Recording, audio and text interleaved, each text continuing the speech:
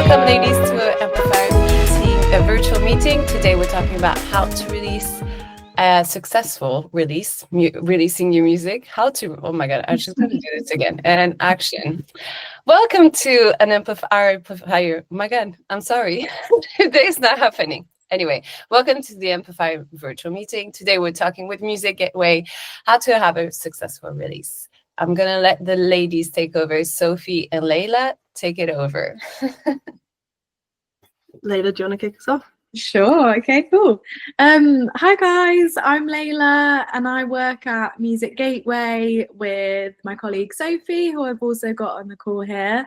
And we're really excited to join you guys this evening to run through some tips and strategies to help you have the most successful release that you can as an independent artist.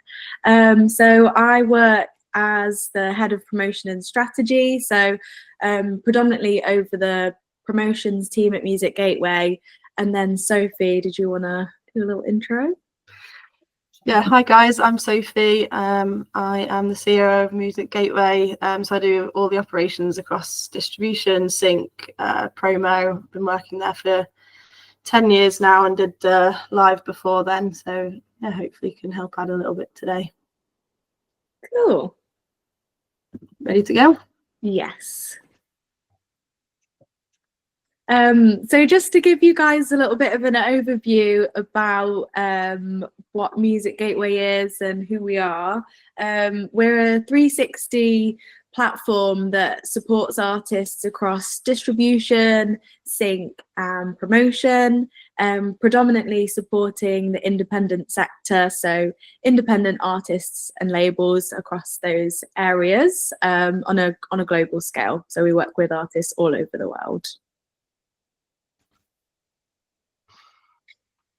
Cool. So to kickstart, a little checklist, if you will, of the key things that you're going to need. And I'll just start by saying some of this you might already know, but just wanted to make sure we're at, like a level playing field for anyone at whatever stage of their career. So in terms of what you'll need to get your music out there, you'll need artwork, fully mixed and mastered audio, and then a cover license if you're releasing a cover. And then some optional, nice to haves, press shots, Spotify canvas, a press release, music video, and a logo as well is another little nice to have. I think something just to add here on the operational side as well, when you're distributing, is you'll also need to make sure you've got the full names of all the people that are involved in the song, which I'm sure you'd have anyway, but something to kind of prep if you're the type of person that likes to get everything down into a document. Something that we ask for before we work with people on label services, just anyone who's involved in production, songwriting, anything like that really, because you'll want to make sure that they're obviously credited as well in your release. Cool. So something that we try and push, and I know Andrea does as well, is lead time to actually get your music out there, and also to have a plan in terms of how you're going to promote it, how you're going to make sure it gets heard. This is a general guide, so sometimes there can be factors which will mean that you'll want more time. Sometimes you will be able to shave a little bit of time off of this, but as a general release timeline, as a distributor ourselves, ideally we'd like to receive tracks around 10 to 12 weeks before the release date. This gives us enough time to make sure that everything is going to be distributed smoothly. Sophie, I'm sure you can go into a little bit more detail in terms of like what that entails and like what could go wrong if we don't have enough lead time. Yeah, I think that there's a couple of different things. Predominantly just the more time, the less chance there is of anything going wrong on release day, and ultimately that's what everyone wants. We want to make sure it's attached to the right profiles. We want to make sure that we've had enough time to do editorial pitching, which I know Layla will talk about a little bit later, because that's something that's on her end. But equally, we find different situations that can happen, and maybe some of you have been in this situation before, or maybe you can't quite believe this situation happens, where an artist has sat with the song and decided to remaster the track, and they want us to upload a totally new audio file, and that actually isn't as simple as it might seem on our system to you guys. So just allowing for things like that, allowing space for changes like that that might come about, is really important for us, just to make sure that everything runs smoothly. So yeah, it's got 10 weeks on there. I'd say 12, but yeah, the more lead time, the better. The more you can sit with the track, the better. 100%. And you know, other things that you could be doing around that time is, you know, like getting your press release together if you're looking to pitch to some blogs and publications. They always like to have a lot of lead time as well. So as soon as you've kind of got that release date confirmed, then you can then start, you know, putting that into your press release to start sending that out. If it is your first release, something that you want to do after you've got your track uploaded for distribution is claim your profiles across the DSPs. We'll go into detail a little bit more with that later on. But yeah, typically you want to give yourself a little bit of time to do that, just to make sure that everything's in order and you've got all your ducks in a row. And then around 6 weeks out is when we'd like to, you know, pitch to editorials and things like that. Again, I mean, it's a common theme within, you know, releasing music. The more lead time, the better. Goes the same for editorial pitching and the DSPs. They like receive hundreds, thousands of new tracks, so they're going to need time to review them. So the more time that you give them, the more chances they have of, you know, picking up on your track. And then it's also a good time as well, around the time that you are pitching to editorials, to give your profile a little refresh as well. So maybe you've got some new press shots for the release. That's usually a good time to start popping those around into your profile. And the same with like socials and things like that as well, just giving your brand a little bit of a refresh in time for the new release. And then on the theme of socials, around 4 weeks before, that's normally a good time to start teasing the new track on socials, whether that be on TikTok or Instagram, whatever, you know, wherever your audience is. 4 weeks is normally kind of the perfect balance between it being not too far away because people have short attention spans, but also close enough that it's something that they can look forward to.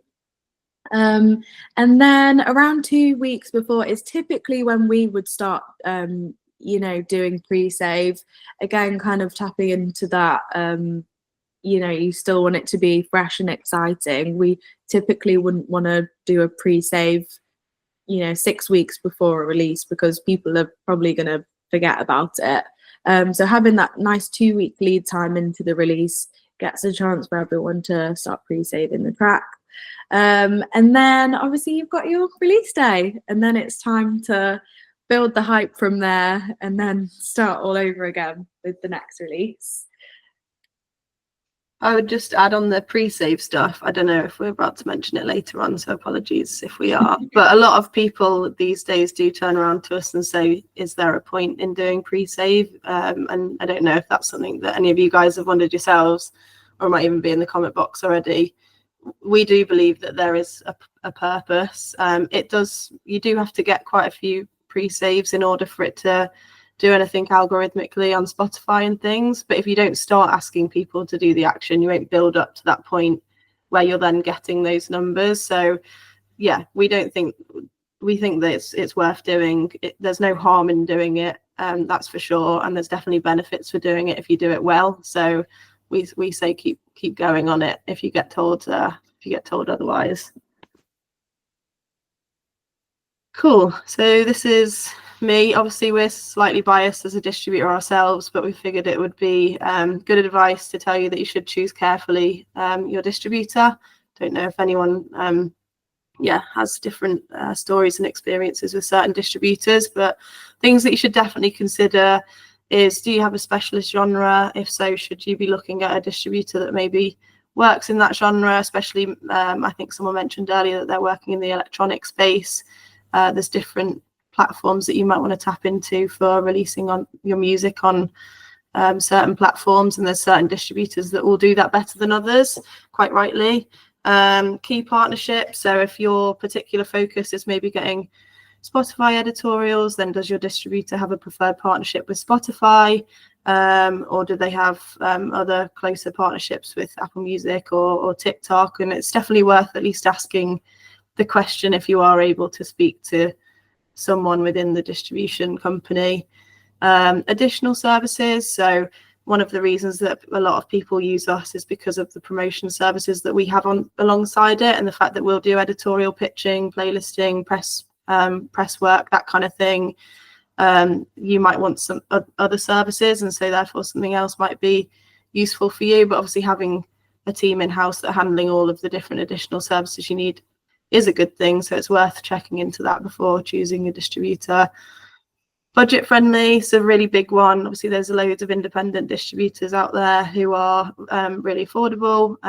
They, you know, equally you want to make sure splits wise, are you getting 100% of your royalties back? Are they taking a cut? Is that cut worth it for what they're offering back? All of those kind of things. And then release support in general as well. So outside of promotional services, you know, are they a company that maybe will sit down with you and help map out how you should release, what timelines you should maybe go for pre-save, release, all of that sort of stuff.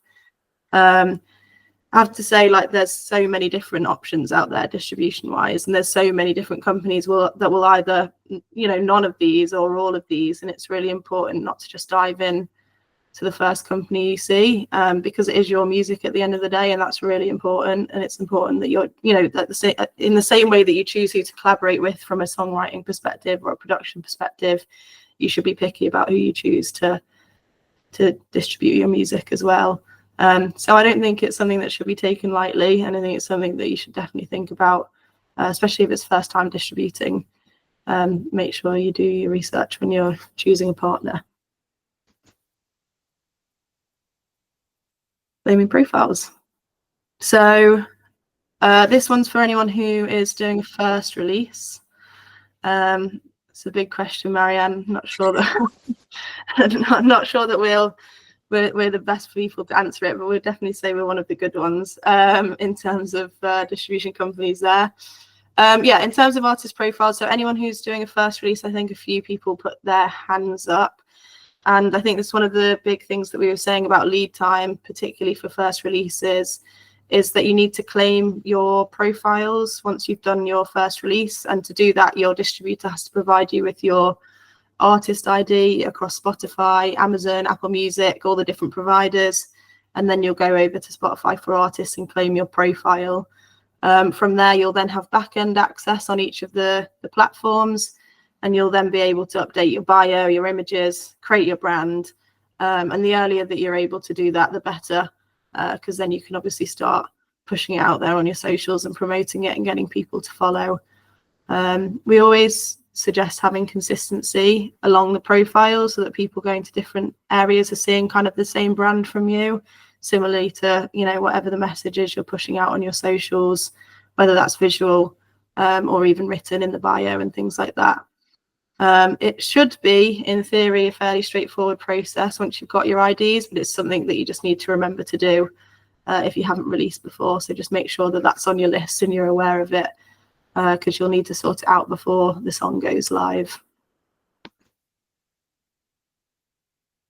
Cool. So kind of echoing what Sophie mentioned about making sure that your profiles are optimized. I think Spotify is probably the one where you have the most kind of creative control as to what's on your profile in terms of imagery. You've got your bio as well, but also your social link. So it's always great to have your socials linked to your profile so that people can then, you know, once they've discovered you, they can go off and find you in other places.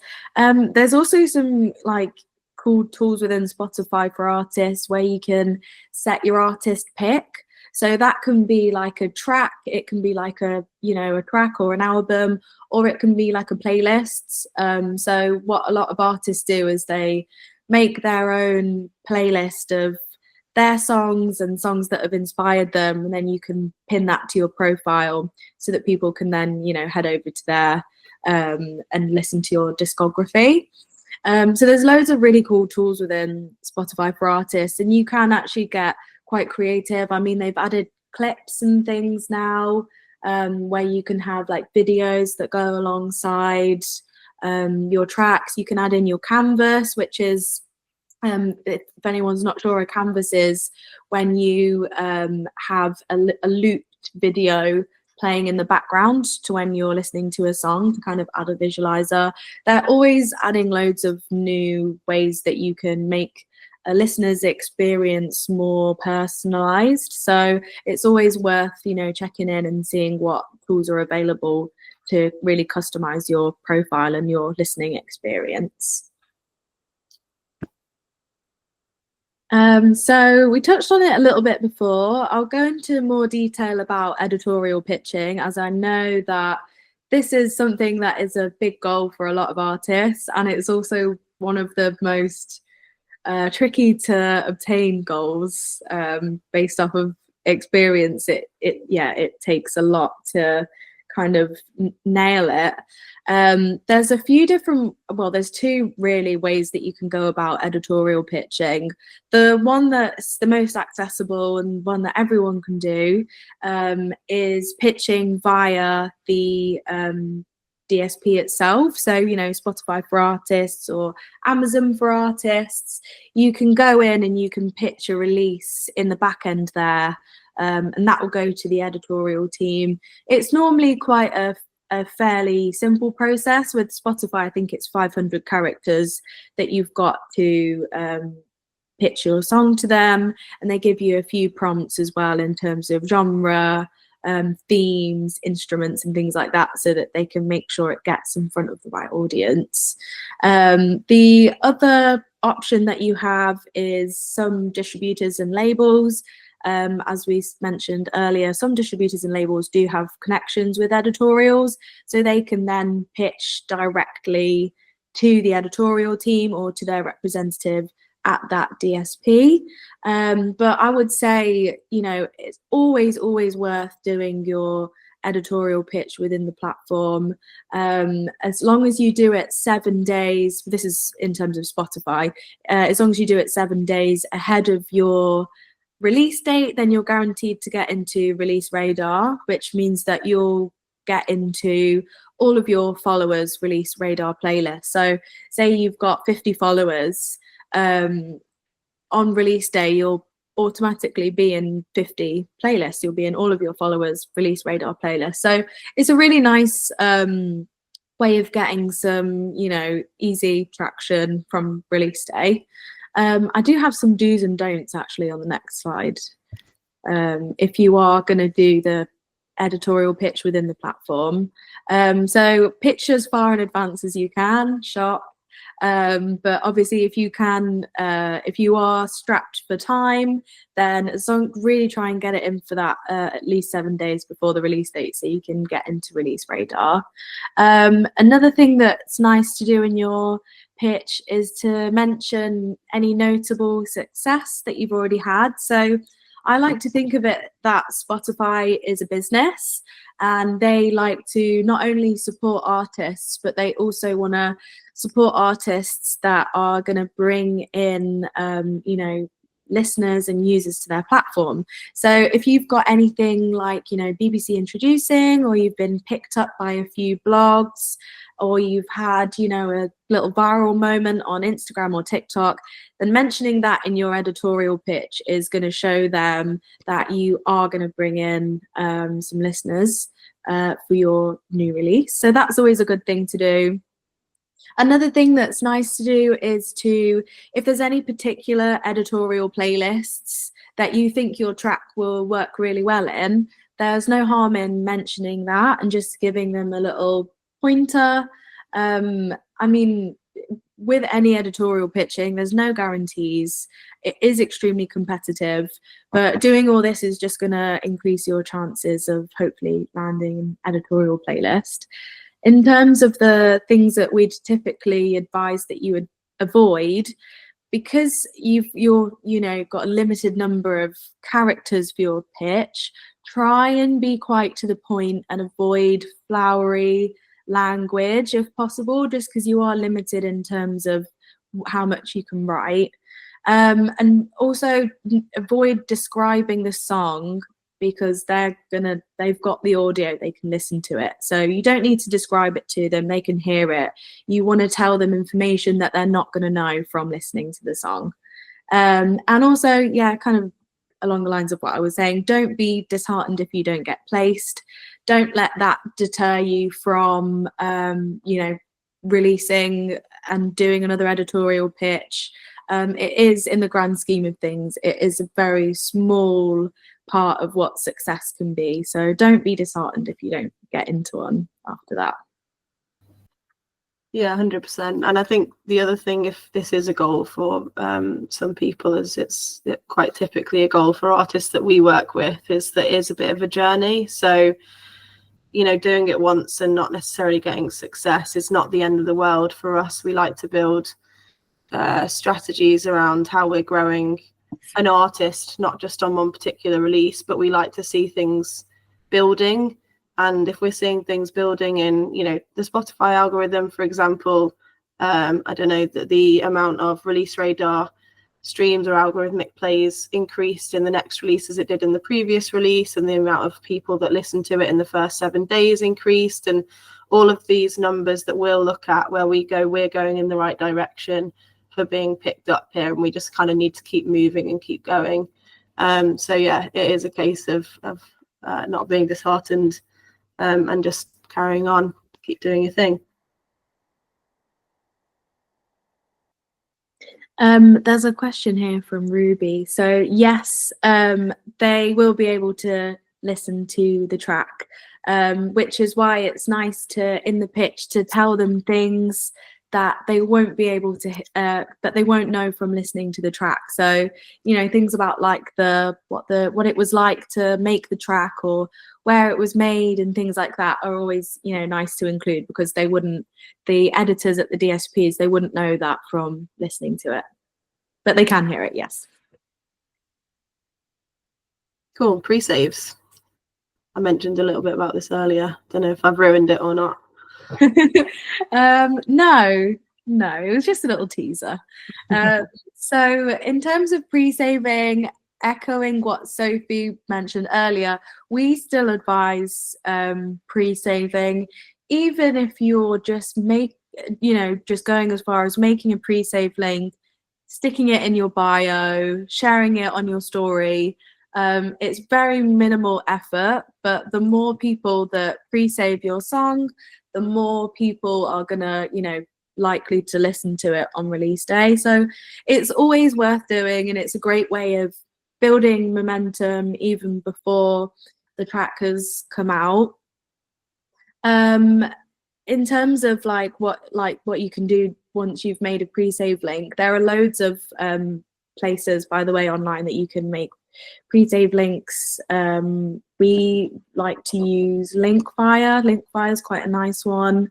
Once you've made your pre-save link, you can, as I mentioned, do things like put it in your Spotify bio. You can put it in your Instagram bio, share it on your story.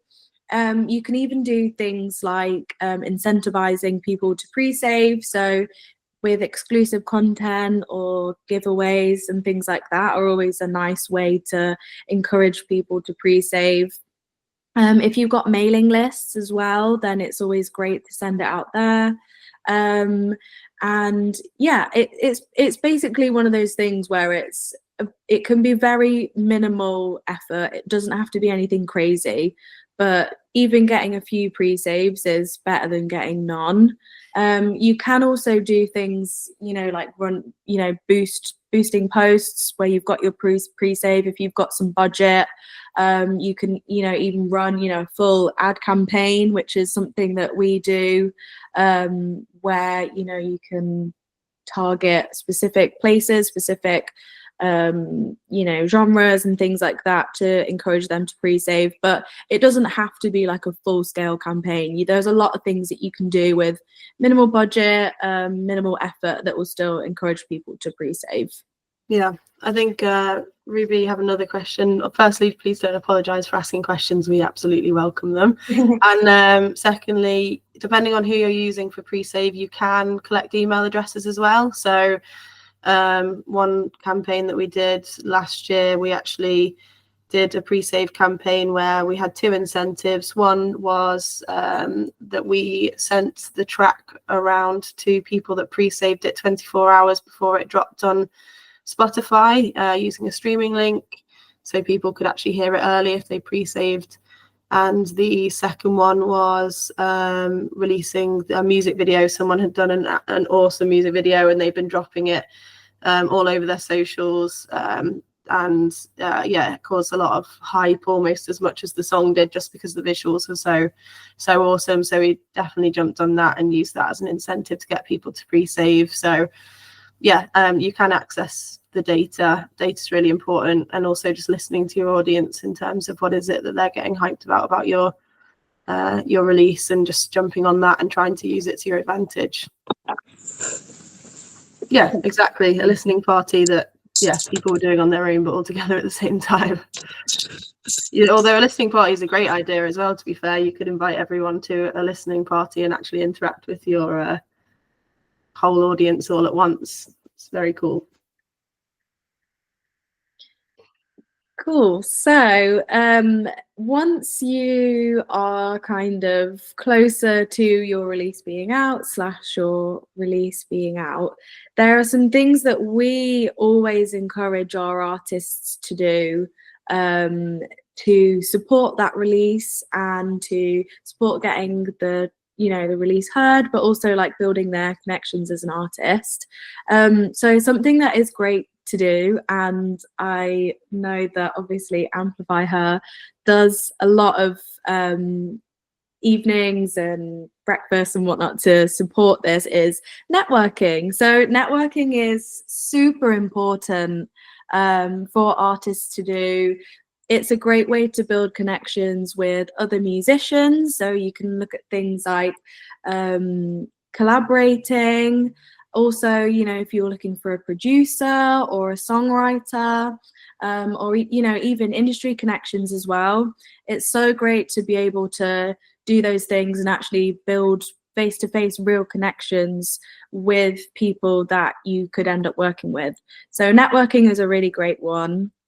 Sophie touched on this earlier, but consistency. So whether that's, consistency with your brand, and your branding and your style, consistency with your release schedule, consistency with posting on social media, those are all things that if you stay consistent with them, it's just all going to push you in the right direction.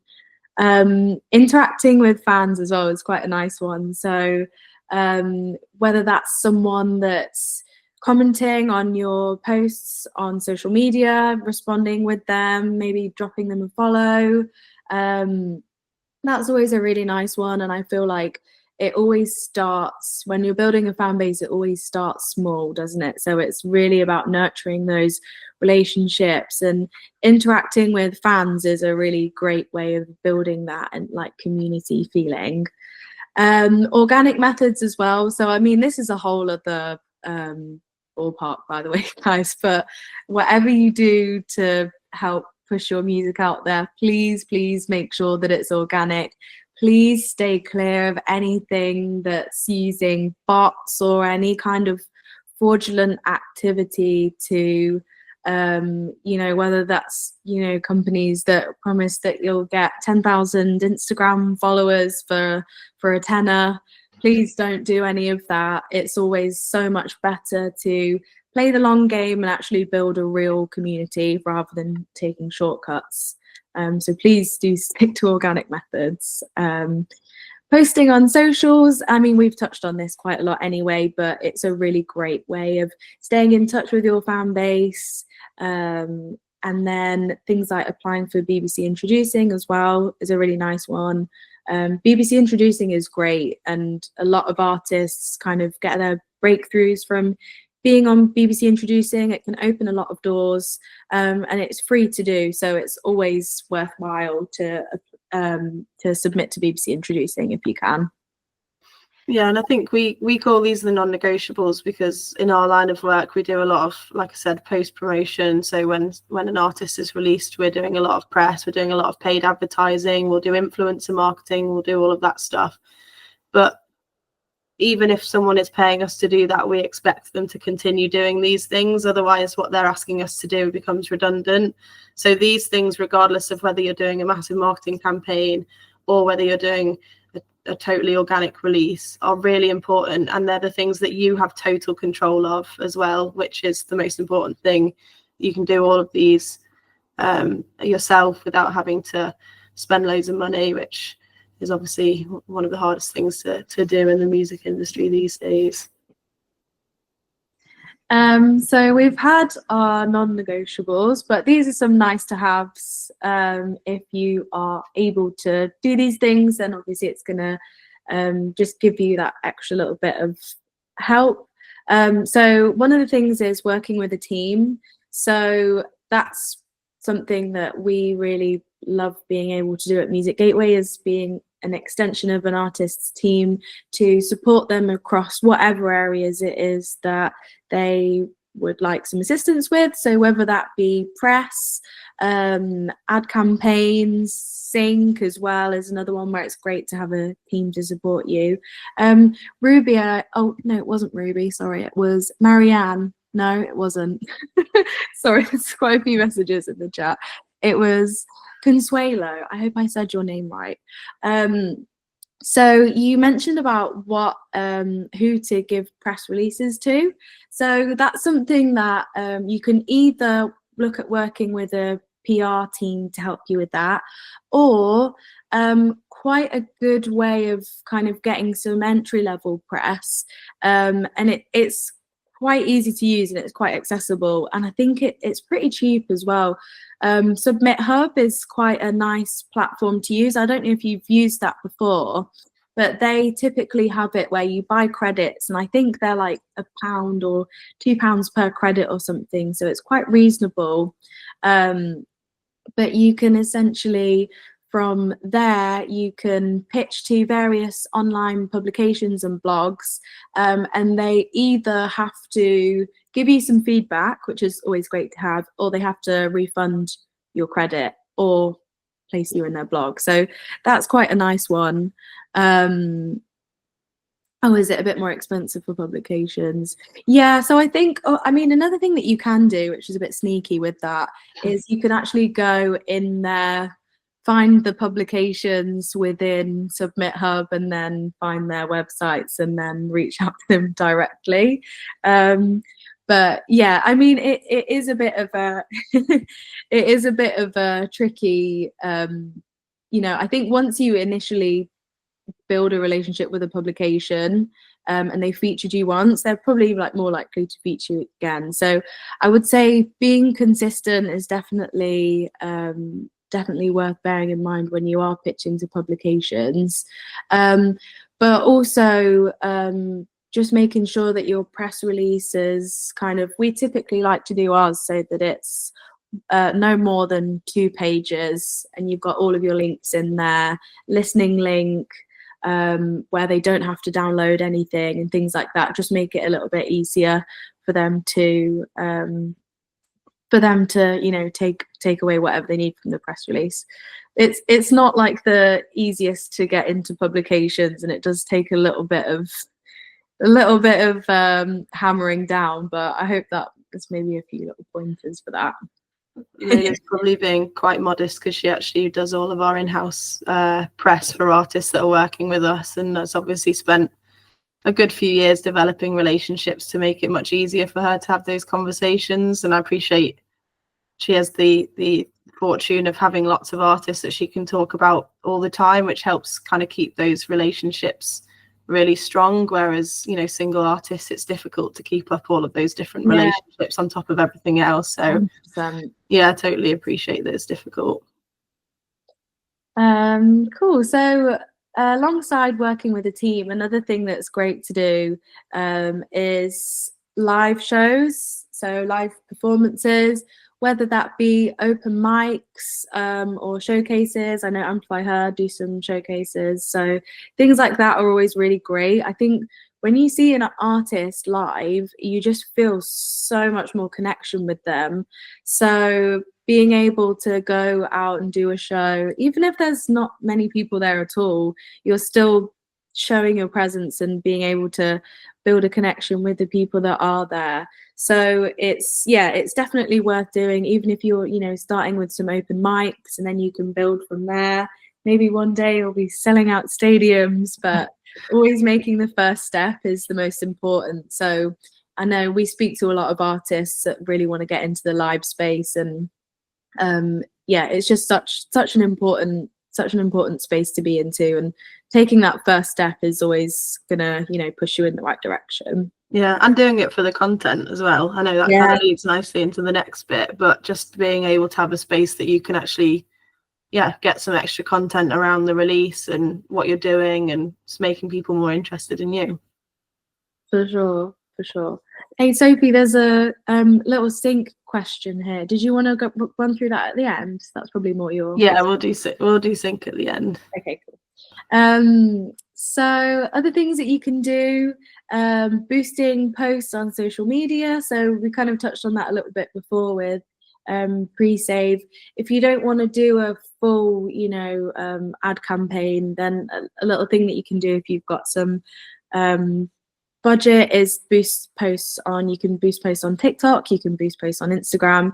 You can be quite specific with who you're boosting them to as well, to make sure they're going to the right audiences.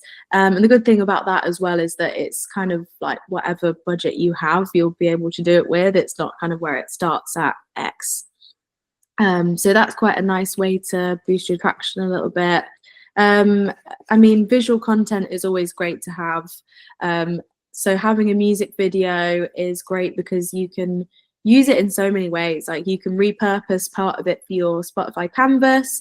You can use it across socials. You can take stills of it and use them as, you know, like press shots. It's really great to do. And to be honest, it doesn't have to be like a fully, you know, full production music video. Some amazing music videos have been shot on iPhone. It takes a little bit of time, obviously appreciate that. But if you've got the time, then it's always nice to have that visual. And it can even be things like live performance music videos as well, just so there is that visualizer there. And then, you know, along this same theme of having visuals, a photo shoot kind of specific to the release. That could, if you're doing a music video, that could be, you know, whilst you're in your outfit that you're wearing for your video. But I mean, depending on the release, a lot of the time there's different themes, different styles to different releases. So having just a couple of press shots, and again, these can be done on an iPhone. Like iPhones have great cameras now, or any smartphone. But having a few kind of press shots that you're going to use specifically for that release, especially if you're doing things like press, are always really, really nice to have.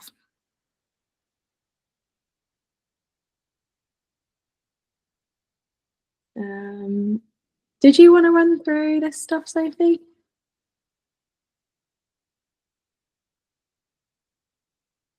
Sophie, you're on mute, by the way.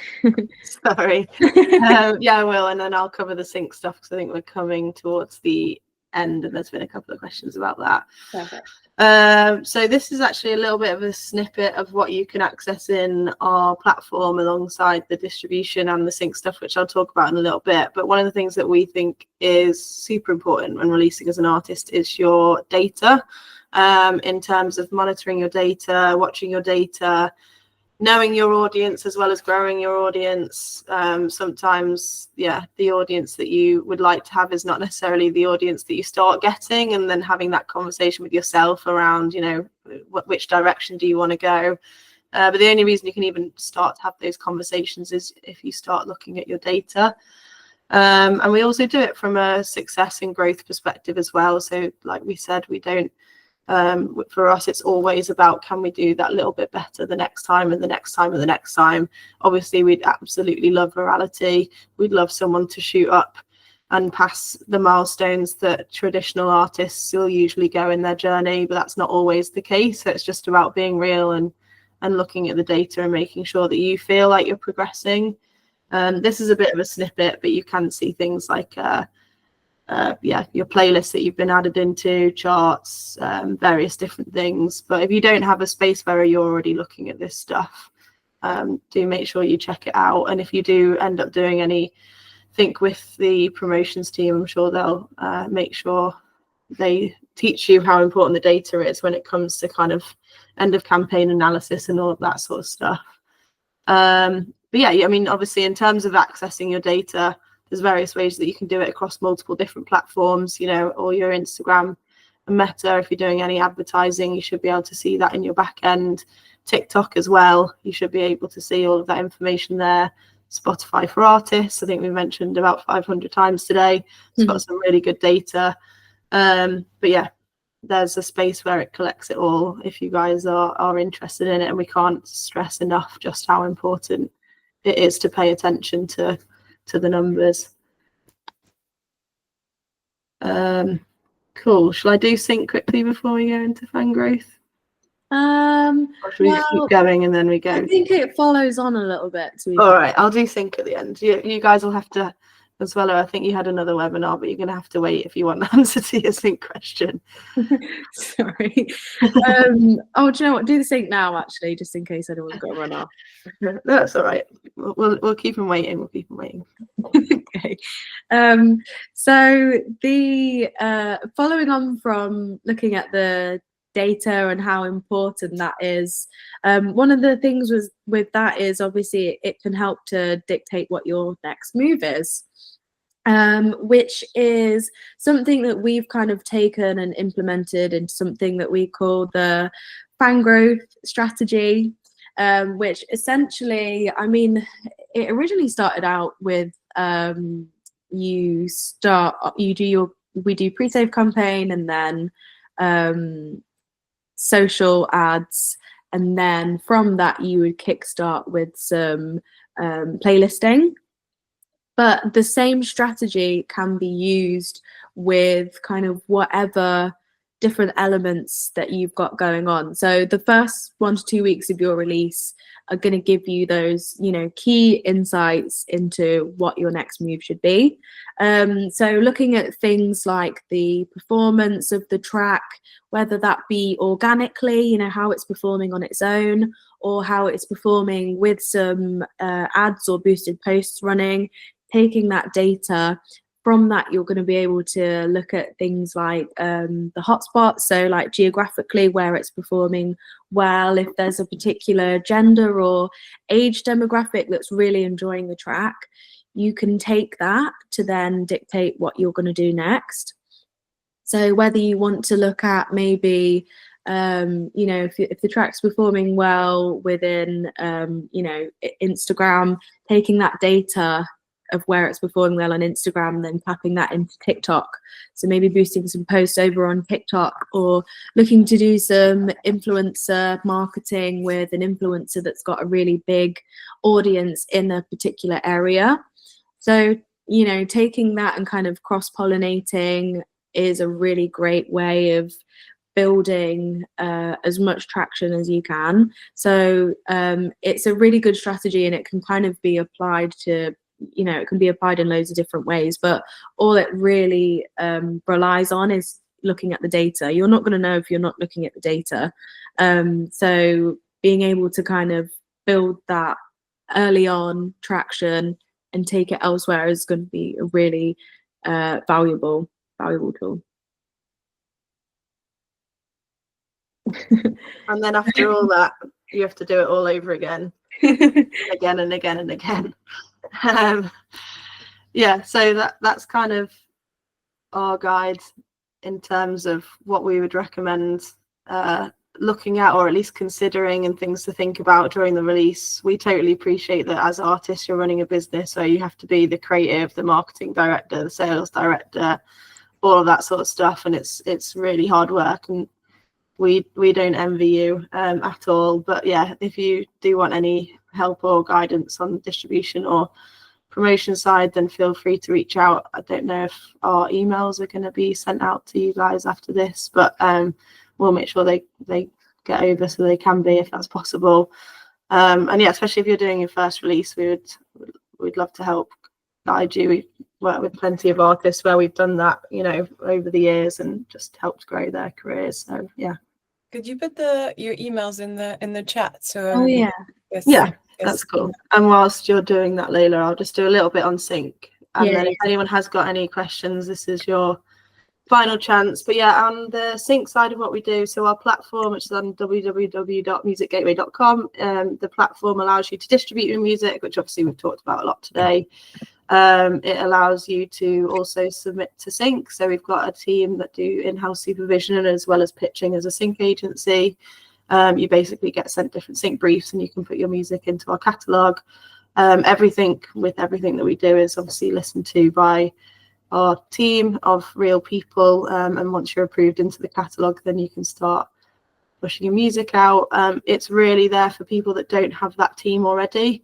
So if that's something that you're interested in getting involved in, then yeah, feel free to have a little look at it. I mean, we've done placements across Netflix, Amazon Prime, BBC, Channel 4, you name it. And one of our favourite things is getting licenses for people that have never earned big revenues from their music before, and being able to tell them that, you know, a license is going to pay for their next album or whatever. That's the dream. So yeah, we love to rep indie, upcoming, great quality music. So if you're interested in that, then I'm sure the sync team would love to hear from you.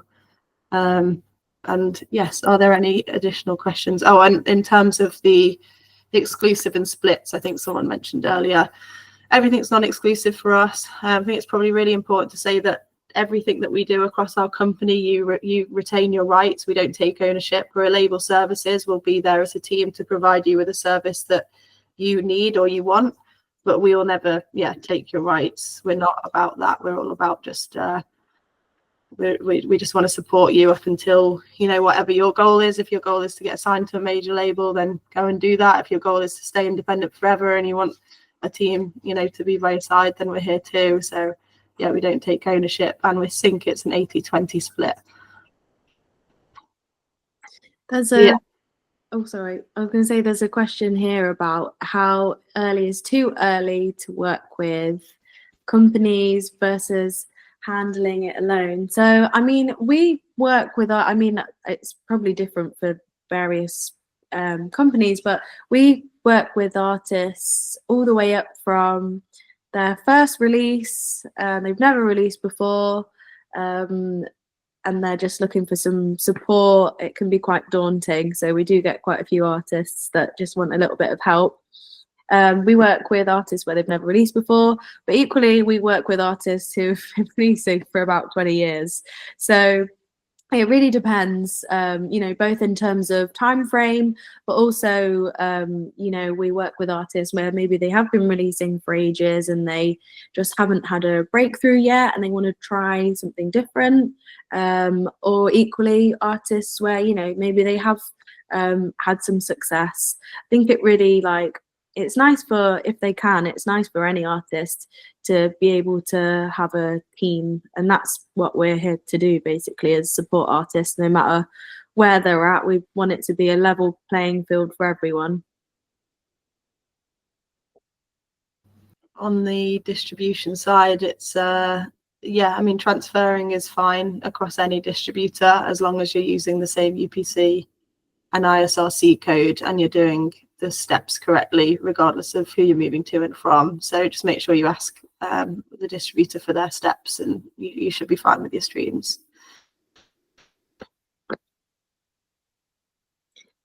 If you're releasing a single in October for Mental Health Day, yeah, we actually had a track that was released on Mental Health Day last year as well. If it's kind of something that is, I guess, topical in that sense, then getting it in early is always good, because stuff like that is always great to mention in your editorial pitch. And obviously, if you're doing any press and anything like that about the release, then working towards a date is always best to have a, longer lead time. So I'd say, yeah, you really want to be going for the 12 weeks just to make sure that you've got everything ready.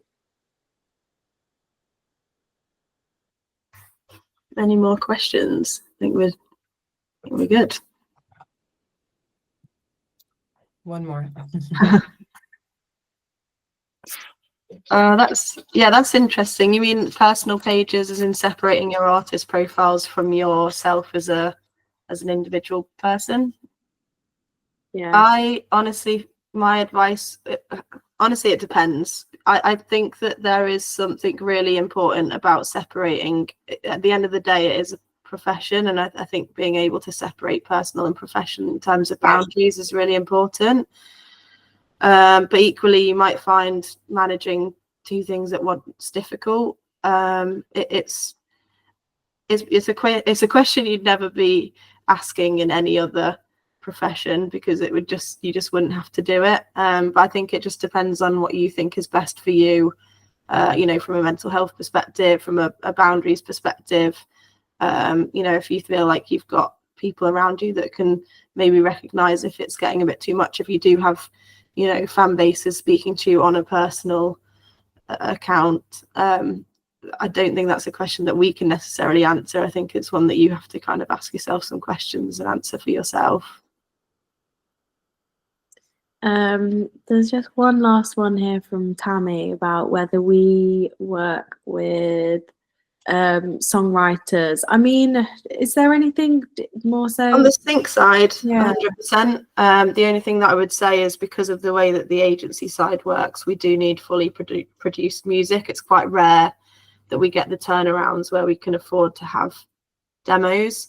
Although saying that, the sync guys also do A&R cuts in Korea. We actually do a huge amount of K-pop work for US and UK audiences, and they've got some artists that they're looking for songs for at the moment. So yes, we can work with songwriters on all different levels.